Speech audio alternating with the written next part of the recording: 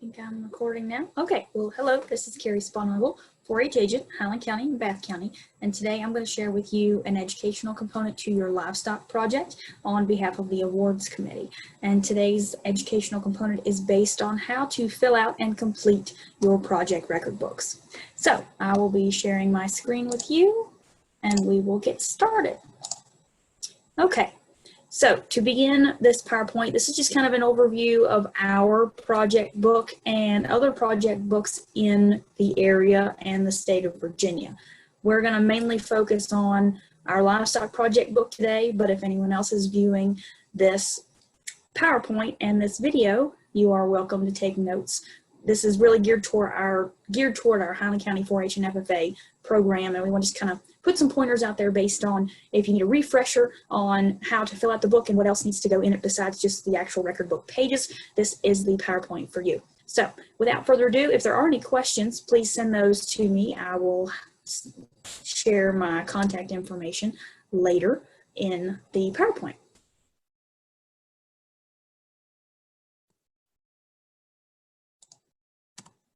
Okay, so let's start with the basics. So what is a 4-H project? It is a planned work in an area of interest for the 4-H member. So if you enroll in 4-H in an in-school club or in a community club, you are also enrolling in a 4-H project for the year. So not only are you going to monthly meetings either at school or at your community club, you are also going to work on your own on a 4-H project that interests you.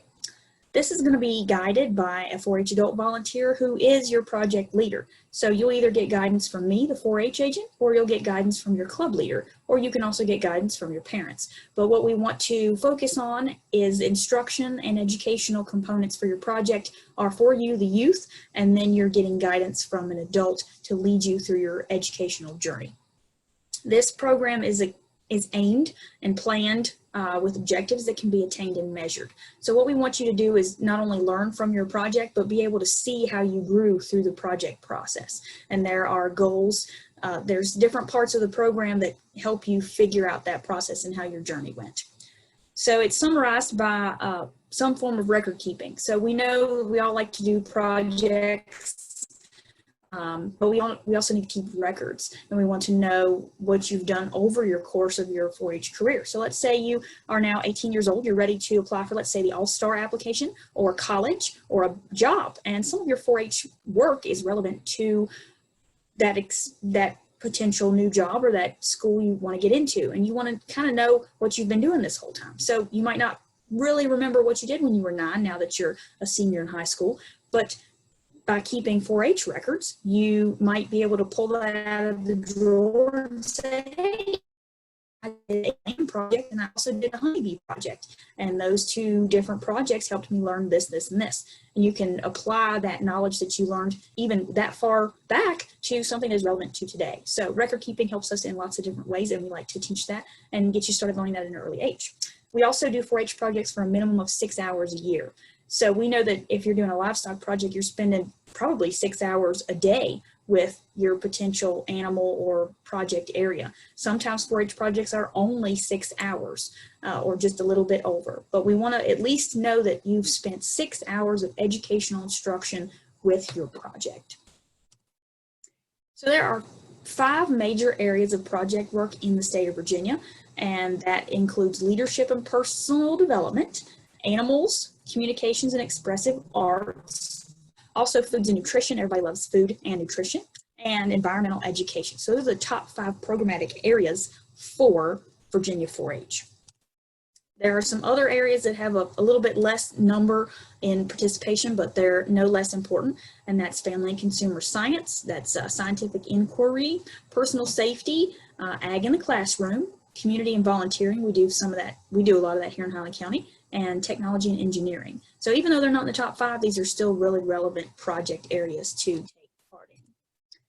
So in those major groups of project work, you also have these particular projects, and these are done by a lot of Virginia youth. And the biggest one in the state is embryology. The 4-H other account is the next biggest group because a lot of projects don't always have the right label. And again, you have food and health and character counts. Character counts is part of that leadership group, and so a lot of agents do a lot of work with character counts. So how's that relevant to Highland County? Well, these are our top 6 project book areas in Highland County 4-H in particular. And at the top, number 1 is livestock. A lot of our club members, both in school and in community clubs, have a livestock project, and that's either market animals, commercial animals, or breeding animals. And we really enjoy working with the youth who have those type projects. We also do magic of electricity in the school system. So we meet you once a month with your teacher in 4th and 5th grade, and you work in that electricity book that we provide you on behalf of the 4-H program. And that's always fun, building circuits and learning how light bulbs and batteries work. Performance is also a contest, so we also know that people dance and sing and play instruments, and so we turn that into a 4-H project because we know you're spending more than 6 hours practicing your instrument or practicing singing or in a dance troupe, and so we want to be able to record your accomplishments. And for you all, it's a win-win because you're already doing it, you really enjoy it, so we turn it into a 4-H project. That's another idea behind 4-H project work. We're not making you do anything extra. You're already doing these fun things in your current lifestyle, and we're just helping you record the data and the information and the fun times. After Performing Arts is Fashion Review, that's a really cool project area where science fair is big at school, so we always like to include that, and horse projects round out the bottom. Today, we are going to focus on the Highland 4-H and FFA Livestock Project book, because this is geared towards making sure you guys are filling out these books correctly. I'll say at the beginning of this, we have excerpts from actual record books filled out from several 4-Hers. We also have some example pages that are filled out. They might not all be exactly correct, but they're filled out to show you what kind of information should be on each page.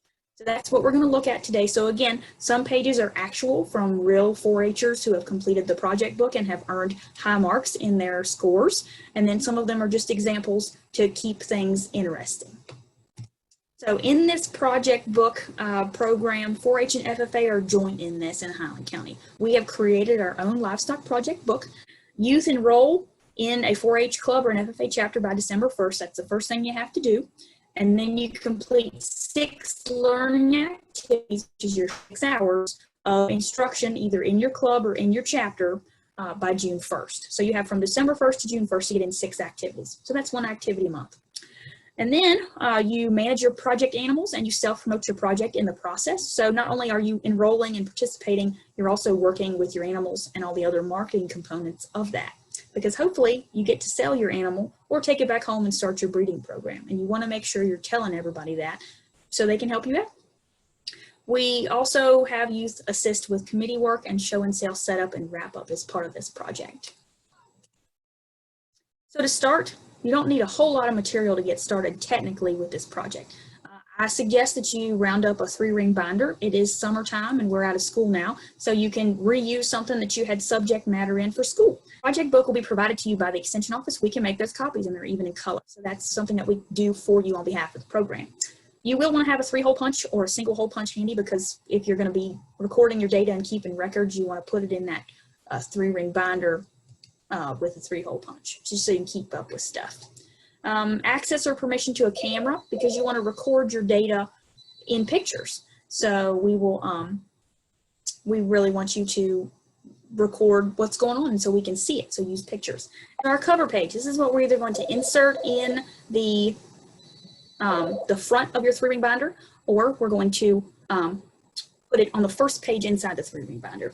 So it should display your name, your project type, your year, and the club or chapter you're a member of. Make sure your full name is legible. You want to make sure your address is legible because we might need to mail you some information, or we have to get in touch with you by your mailing address. Your parents' names. I listed here in my example mom and dad, but we all know that we know your parents are mom and dad. Make sure you know their first and last names. Also, we want to know which club or chapter you're and how many years you've been in each program. Some of you are dual program users, so you're both 4-H and FFA, or you were in 4-H first and you switched to FFA later. We want to know that. We also want to know how many years you've done this project. So you could have been in 4-H for 10 years, but you've only showed an animal for 2. That helps us with the relevancy of how well you're going to be filling out your book. We also want your start and completion dates. Usually your start date is when you get your animal in and you start working with it. let's say it's at weaning, or when you bring the sheep in from their mothers, or when you purchase your pig. Those are all relevant dates as to when things start. The project completion date is the day of the sale, or the day you take it home and you start over. So those are those 2 dates we need to complete there. And this, you just write in your project year. So that's your cover page. Pretty cut and dry, right? So the next page inside of your books are your goals. We want to make sure that these goals are relevant to both your age level and your ability to complete them. And we like using the SMART acronym for setting goals. So when we say SMART, S-M-A-R-T, we mean we want your goals to be specific, which means we kind of see what you want to get done with that goal. We want it to be measurable, so there's some sort of measure, whether it's a number or an amount of time. We can measure the success of your goal. It's achievable. We want to make sure that you're setting a goal for your age range and your project work level that you're going to be able to complete. And then relevancy. We want to make sure that goal that you set is actually relevant to your project, or at least your overall 4-H or FFA career. Be time-based. So again, with measuring, time is a measurable thing, and we want to set a goal that we can either be working on and have almost complete or completed during this project calendar. So a lot of things with animals, for example, they just keep going. Like if you keep a commercial ewe or you keep a breeding heifer, that continues for years on your farm or your farm operation. But for at least this year, you want to set a goal that's attainable within your project 12 months. And the first page we saw were goals for 9 to 11-year-olds. Next, we have goals that are set for 12 and 13-year-olds. I pointed out this one goal on the sheet here because it shows growth from a previous year. We want to see if you've done this project before. Here for seniors, we kind of expect you to be setting some really high expectations for yourself. You're getting ready to apply to college, you're getting into high school classes, maybe you're seeking some dual enrollment stuff with college, or you're seeking an academic diploma.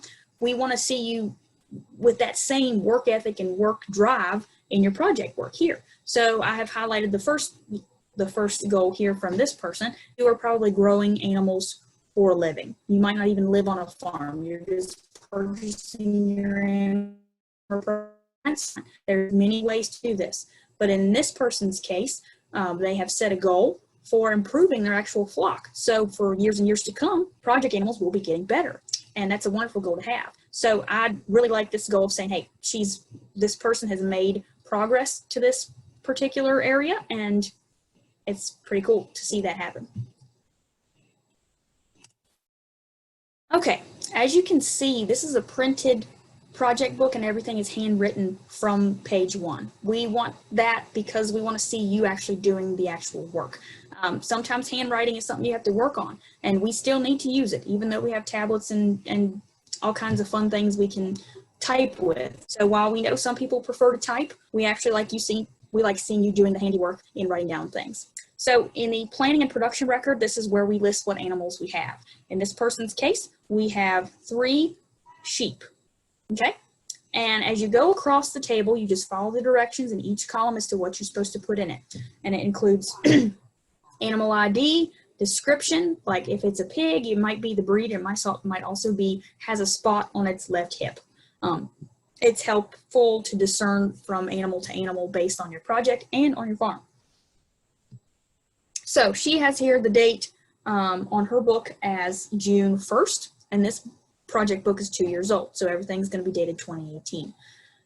The value started at the project. Either you are purchasing your animal, or you should have a good idea of what your animal is worth at the start of your project. And if you are just getting it straight from the farm and you say, hey, I don't know, you can easily look it up compared to current market reports on Virginia Department of Ag and Consumer Sciences. And if you don't know how to find that website, we have a link here on your page. There's a link. But you can also call the extension office and we can help you make some estimates or give you links through email to look at.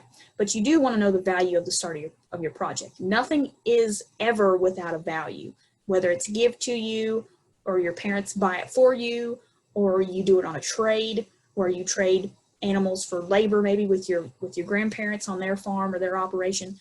Something always has a value. You need to put a value to that process or to that product. If you don't know how to get a starting weight, if you don't have a scale or if the person you bought the animals from didn't weigh them before you bought them, you can kind of work around that. You can try and figure out when they were born, do some weight kind of measurements, or you can just leave that blank if you're not really sure.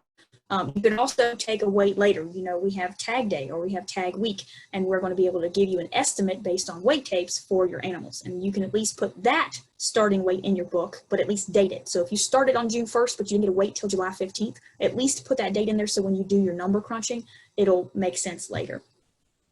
So your target weights in this book are listed. The weight gain needed to get those is also listed, and then you do your math based on how those animals gained weight throughout the year. These are numbers that progressively fill themselves in. You can't do it all at once if you're filling this out as you do the project.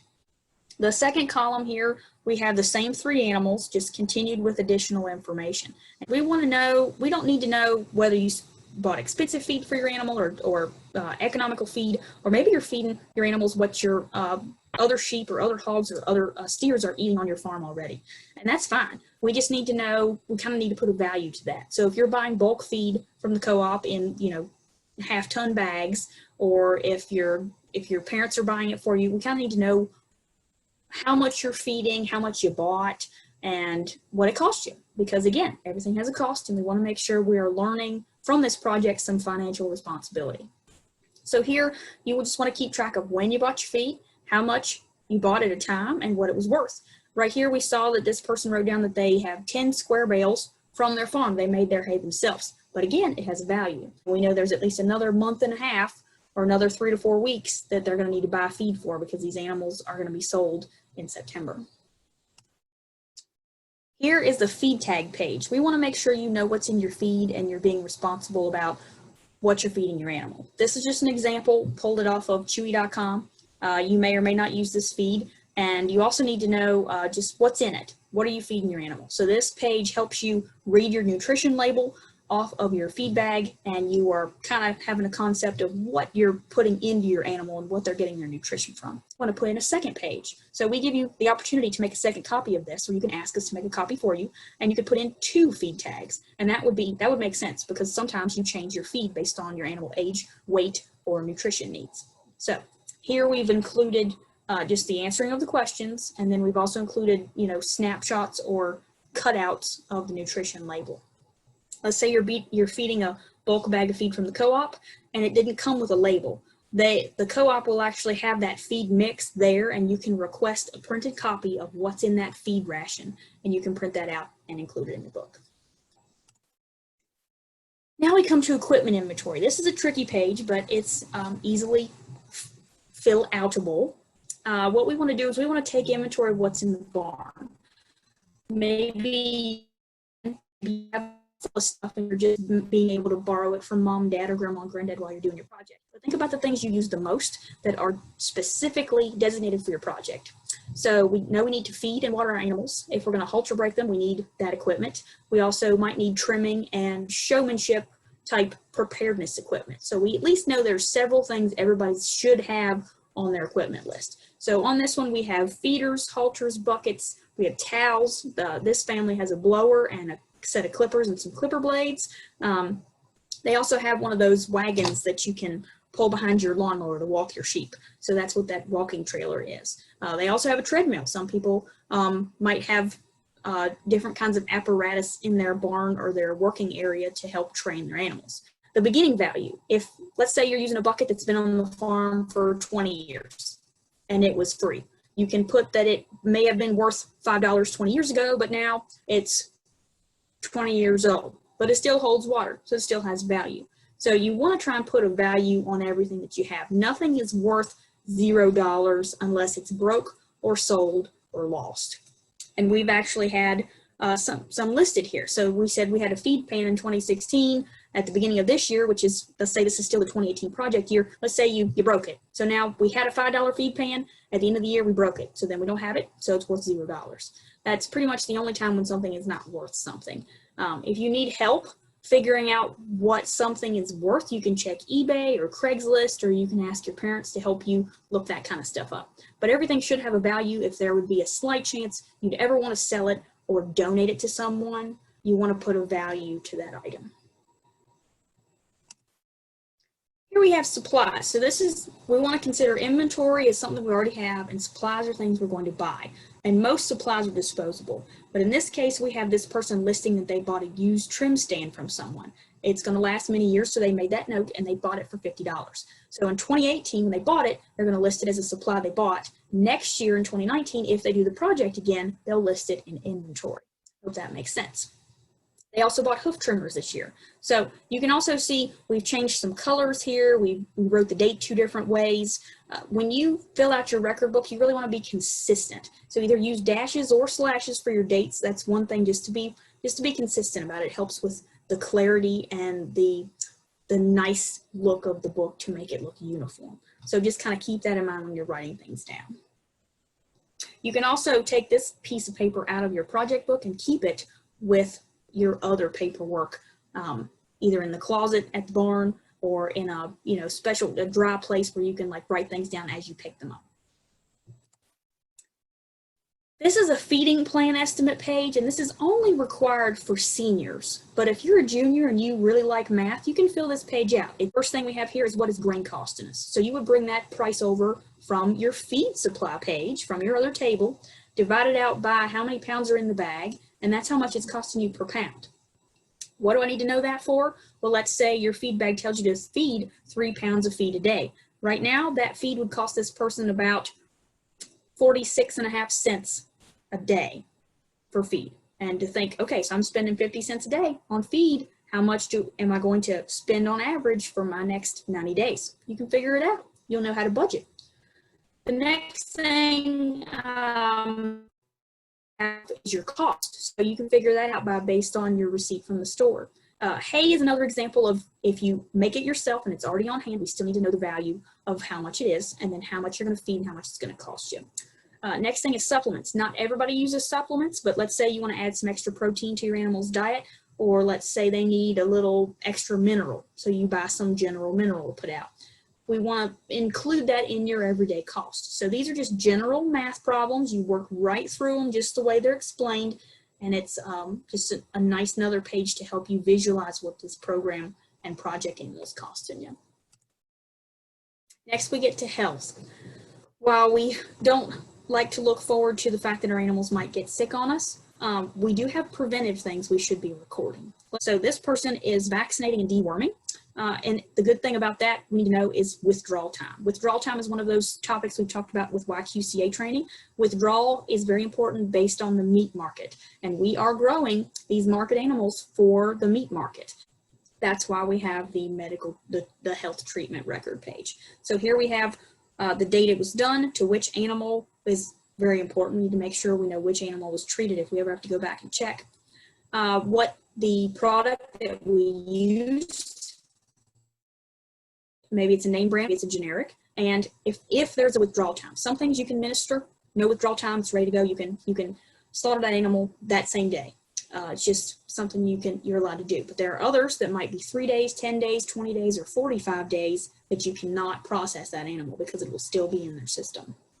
The cost of that treatment is extremely important because it goes into your financial summary at the end of the book.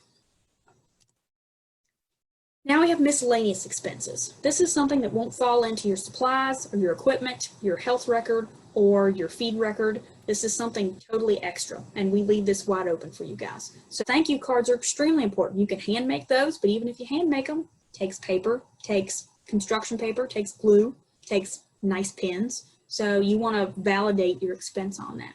So anything else miscellaneous, it might be travel. We had a question the other day about hauling animals. Let's say you have to commingle your animals to get them to tag day or to check-in because you don't have a trailer or a truck. And let's say that person's hauling your animal for free, but let's put a value to that. What did the fuel cost? What if it was a professional hauler, how much would they charge you per mile? Or how much would they charge you per trip? Hauling is a relevant expense, even if you're doing it yourself. You need to put a value on it. That could go here. Next, we have our show record. This is a smaller space in your book, but this is post show and sale. Hopefully you have an award or two to place in those boxes. And are really excited when you do have those things to report. Here, this person itemized all their winnings together, but we'd probably like to see your premiums for each one of those individualized and then total at the bottom. But this is a really good example of they got an award for their educational poster, they participated in an obstacle course, and then they received a place in the farm race class. Something that might be missing is their placing in the weight classes and showmanship. So there could be 2 more items you could list there. Let's say you also entered a hay bale in the hay bale contest and you got a first blue ribbon for that. It's not necessarily related to your market animal, but if you fed your animal hay, you can still list it. It's quite relevant. And these show records are really helpful later if you are applying for your degrees for FFA or for the 4-H All-Star Award. I know I'm breezing through this, but this is recorded, so you can always pause me and go back and read all these other So we have examples in there, so some of those numbers from the past wouldn't match. So if you're trying to do real hard math from every example I've sent you there, it's not going to add up because I changed a few things. But from this income summary, you can see everything is filled out. It is neatly filled out. On all of the lines from income to expense, it tells you exactly what table and page number in the record book they come from. So if you get to this page and you don't have a clue what it means, just read the fine print, read the things that are in parentheses, and you will be able to fill in these numbers if you have filled in your previous tables correctly. And then it's a matter of addition and subtraction. At the very bottom, we want you to tell us if you had a profit or a loss. And in this person's case, they were able to make a profit. We always would hope for that, but we know in the real ag industry, there are years when farmers don't make a lot of money. So we are blessed with a livestock project program that is very fruitful for our individuals, and we have very supportive sponsors.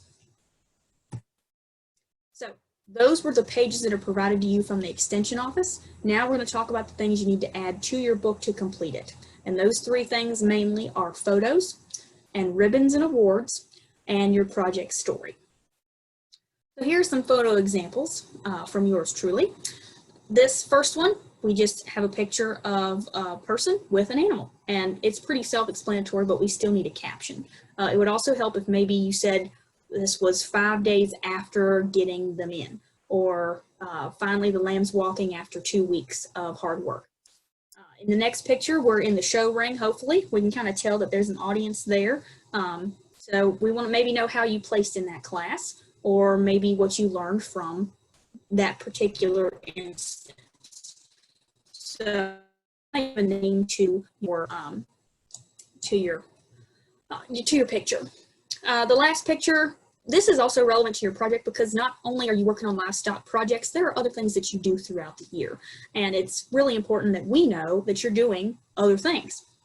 So let's say you might not go to any more 4-H or FFA events, but let's say you're really active in your church, or you're really active in another civic group, or you just became an officer of like a photo club or something. We kind of want to acknowledge your work outside the project, and it's also relevant to your future leadership if you can tell us and show us what else you're doing besides growing and raising and managing market animals. So there's a lot of words on this page, and you can pause this here and you can read over it if you like, but this is a project story example.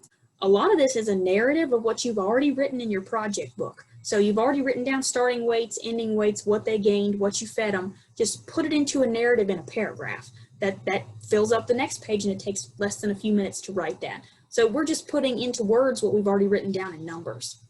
The next thing, we kind of want to know maybe what else you do on the farm. Do you have daily chores? Do you have other animals? Do you have priorities beyond what's going on in the barn? Like, do you help keep records? That's another part of your valid story. Do you go to other trainings to learn about something else? Did you go to a show? How did you enhance your learning skills? Who helped you? And you can start naming some of your mentors right here. We also want to know you can revert back to your goals. Tell us what those goals were. How did you get along meeting your goals? Maybe you didn't meet a goal this year. Maybe you put a goal down that you wanted to win showmanship and you got 3rd place.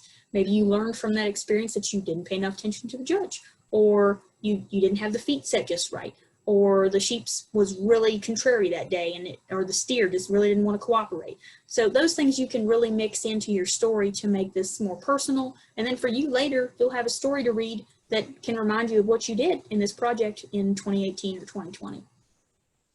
We also want to see what you're doing outside the barn again. So put that into words for us. Tell us a little bit about your club, what you did all year with your club. Tell us if you went to camp, if you went to a leadership workshop, if you were interviewed for a job, you took on a part-time job. We definitely want to see what you're doing, and it really paints a picture of your effort, your ethic, and your character, and the judge will really take that into account when they put your whole book together. So again, you can pause this here, you can read this story, and kind of take some notes from it. And lastly, in your record book, you have the scorecard criteria. So in this instance, this person got a 98.5 at the very end. They did an excellent job. That means they received a blue award. That's kind of like getting an A+ at school. This judge also was able to leave some notes for this person. These are very thorough, and they really want you to take note from your project so you can improve from year to year, and that's what this page is for. And you get this information back when your book is completely judged. So I will stop sharing my screen. That is this program for you guys. I hope you enjoyed it. This again is Carrie Sponagle, Highland Math 4-H agent. If you have questions about the Livestock Project book, please reach out to me. If you're a 4-H member, please reach out to Mr. Hebner as FFA advisor if you have questions. We will be glad to answer those. We are here to support you in your learning process, and we really hope that your project turns out really great this summer. Thank you very much for watching, and take care.